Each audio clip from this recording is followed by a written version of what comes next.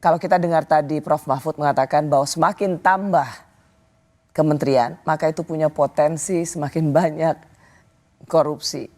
Apa iya begitu? Begini Mbak, ketika kabinet atau kementerian atau lembaga pemerintahan itu membesar, tentu mengakomodasi berbagai macam kepentingan kan. Kalau sekarang misalnya dikatakan bahwa kabinet yang akan datang itu akan lebih gemuk, itu tentu merupakan logik dari siapa-siapa saja yang sudah mendukung itu akan masuk menjadi menteri-menteri mungkin. Ya, tapi pertanyaan saya banyak. Ya, tapi pertanyaan saya dari Prof. Mahfud itu, apakah penambahan kementerian itu linear dengan bertambahnya potensi dan peluang korupsi dan nepotisme? Menurut saya, iya. Karena apa? Ketika ada penambahan lembaga lebih besar, begitu kan, diisi oleh orang-orang mungkin bisa jadi tidak kompeten, itu akan memperbesar juga potensi terjadinya kolusi nepotisme. Kolusi nepotisme itu artinya perekrutan nanti misalnya yang jadi apa di dalam satu struktur kelembagaan itu belum tentu ditentukan oleh meritokrasi. Meritokrasi itu kan yang diinginkan sebenarnya dalam undang-undang ASN yang lalu, bukan yang sekarang ya. Gitu. Nah, Anda kan juga banyak menulis soal reformasi birokrasi. Jadi rasanya relevan kalau saya menanyakan soal ini. Apakah reformasi birokrasi itu juga bisa memasukkan unsur harus dirampingkan atau dikecilkan, sama seperti sekarang, atau juga reformasi birokrasi itu sangat tidak diakomodir atau tidak dapat sejalan dengan penambahan kementerian? Apakah reformasi birokrasi ini, kalau saya persingkat, itu justru akan semakin jauh ketika kementerian ini ditambah? Menurut saya, ya. Kalau misalnya kita melihat nafas undang-undang ASN yang kemudian memperingkas dari jumlah kelembagaan kementerian misalnya, itu kan keinginan supaya birokrasi itu agile, adaptif terhadap perubahan.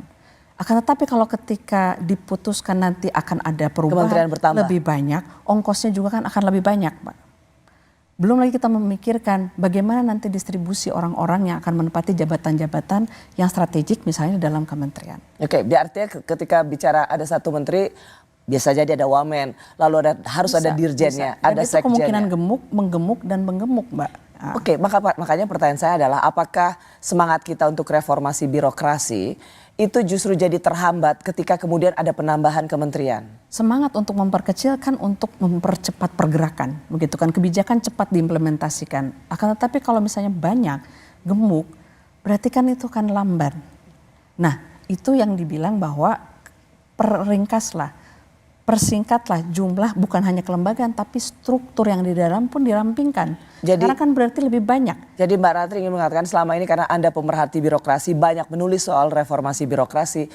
Dengan 34 lembaga kementerian saja kita masih punya urusan dalam strukturnya. Banyak sekali. Karena masih gemuk. Betul. Apalagi ini mau ditambah lagi dalam beberapa kementerian. Ya.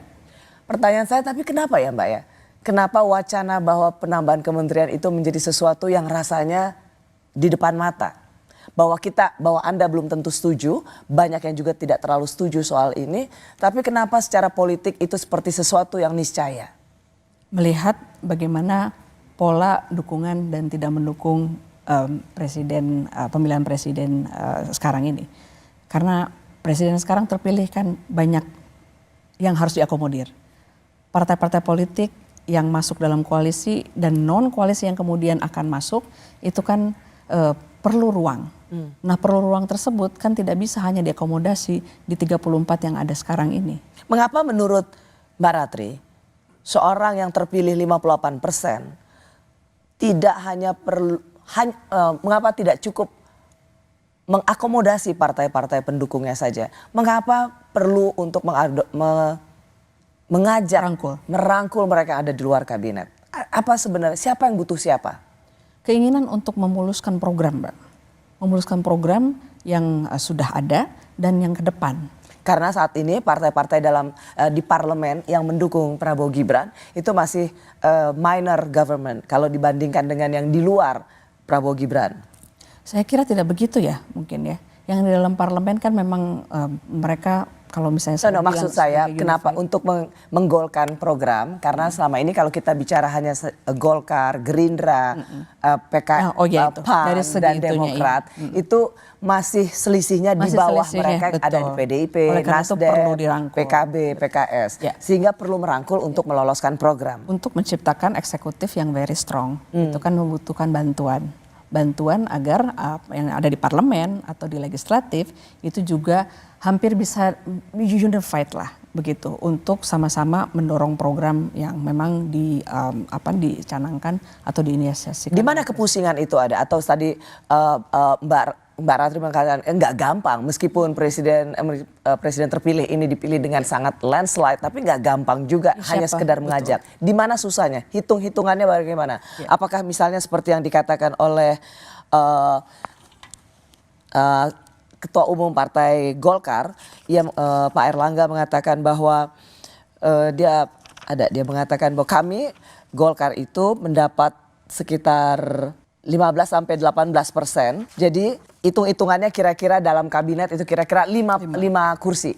Saya ingin mengatakan bahwa Ketua Umum Partai Golkar saja Erlangga Hartarto secara terbuka mengatakan kami dapat kursi sekian persen, maka kira-kira kalau dihitung ya dapat 5 kursi di kabinet.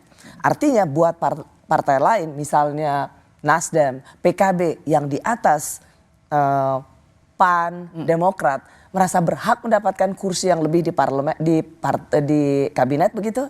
Ya, bisa diartikan begitu. Kalau kita hanya sekedar menghitung berapa proporsi yang didapatkan dari perolehan suara legislatif kan, kita sekian, itu translated into ini. Tapi kan tidak semudah itu juga ya Mbak Rosi ya.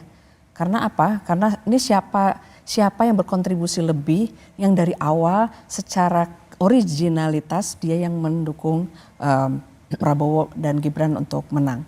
Baru kemudian nanti yang lain-lainnya. Lalu kalau itu, apa gunanya mereka bergabung kalau tidak diberikan kursi Nah itu. sesuai dengan perolehan mereka di parlemen? Tentu ini kan bagian dari bargain. Ketum Nasdem misalnya, PKB misalnya, kalau mau ajak saya jangan lupa kursi saya di parlemen lebih dari partai-partai pendukung Anda. Atau misalnya tidak hanya sekedar masalah jumlah kursi, akan tetapi kementerian-kementerian yang misalnya portofolio gitu kan, atau kementerian-kementerian yang strategik, mereka akan mengejar ke arah sana. Dan itu kan bargaining lagi. Oke lah saya nggak dikasih 5, saya dikasih 3, tapi semuanya triumvirat misalnya. Bagaimana itu? Jadi Mbak Ratri melihat bahwa ini akan terjadi inefisiensi, ada potensi korupsi nepotisme dengan penambahan kementerian. Tetapi rasanya penambahan kementerian itu menjadi satu keniscayaan karena tidak saja harus mengakomodasi partai-partai pendukung yang ada di parlemen, mengakomodasi partai-partai di luar, Tadinya di luar. Koalisi Indonesia Maju, dan jangan lupa ada juga partai-partai yang tidak masuk parlemen tapi masuk dalam Koalisi Indonesia Maju dan relawan. Ya, itu yang harus diperhatikan. Jadi tidak mudah jadi seorang Prabowo dalam hal ini. Karena harus memperhitungkan banyak hal, komponen untuk menentukan siapa-siapa saja yang masuk dalam kabinet, termasuk juga mengisi jabatan-jabatan lain yang ada di LPNK misalnya. LPNK itu apa? Tolong dijelaskan. Lembaga non kementerian ya, gitu kan. Atau lembaga-lembaga yang non struktural misalnya begitu. Itu saya bisa bayangkan ke depannya Mbak Rosi, bahwa dengan upaya Prabowo Gibran sekarang untuk merangkul lebih banyak orang supaya bisa memudahkan memberikan legitimasi lebih terhadap pemerintahannya, itu akan menimbulkan konsekuensi-konsekuensi yang cukup berat yang harus kita pikirkan. Reformasi birokrasi itu menurut saya bisa setback. Gitu. Selain pengeluarannya akan begitu banyak dari sisi APBN, tapi juga potensi-potensi yang berapa banyak sih nanti yang kita sumber daya kita harus keluarkan untuk mengawas misalnya untuk masalah korupsi tersebut. Jadi ada harga yang harus kita bayar Sangat atas besar. nama rekonsiliasi. Ya, itu menurut saya.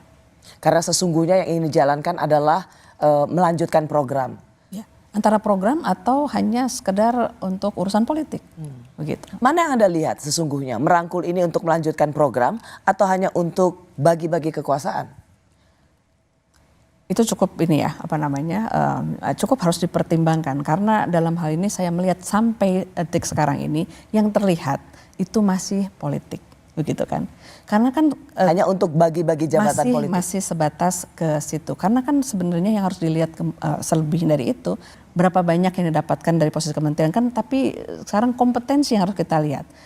Program-program apa misalnya yang ditawarkan untuk oke, saya mampu untuk menduduki di posisi di kementerian ini, apa yang akan dibawa ke situ? Itu yang harus kita lihat kan. Ya tapi Mbak Ratri mau menjawab pertanyaan saya. Selama ini dalam masa penantian ini, kalaupun ada akhirnya diputuskan ada penambahan kementerian, apakah Anda melihat ini demi melanjutkan program nasional, demi Indonesia Emas 2045, atau sesungguhnya hanya sekedar bagi-bagi jabatan? Saya kira untuk yang sekarang ini saya perhatikan masih untuk bagi jabatan dulu. Itu. Perlukah partai-partai di luar koalisi Prabowo Gibran tetap diajak masuk kabinet jika perolehan suara untuk Prabowo Gibran sangat besar dan itu cerminan suara rakyat? Mengapa partai di luar koalisi harus diperhitungkan untuk tetap di luar?